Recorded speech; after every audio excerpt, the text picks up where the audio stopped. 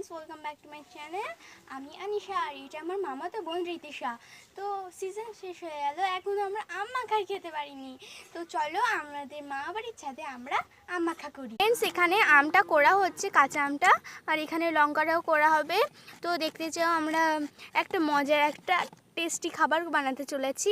করে নিয়েছি বড় একটি কাঁচা লঙ্কা, আর দিয়ে দেবো গন্ধরাজ লেবুর পাতা, এতে টেস্টটা খুবই ভালো আসে। দেবো লবণ, পরিমাণ মতো লবণ দিতে হবে, নাহলে আম মাখাটা একটু ভালো লাগবে না। থেকে দেওয়া ছিল এই জন্য ভালো লাগবে, আপনারা নিশ্চয়ই চিনি দেবেন, তাহলে দেখবেন আম মাখার টেস্টটা খুবই ভালো হবে। দেবো জিরের গুঁড়া,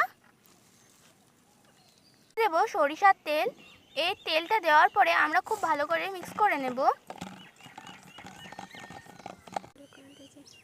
দারুণ হয়েছে, প্লিজ তোমরা চ্যানেলটাকে লাইক এবং সাবস্ক্রাইব করবে।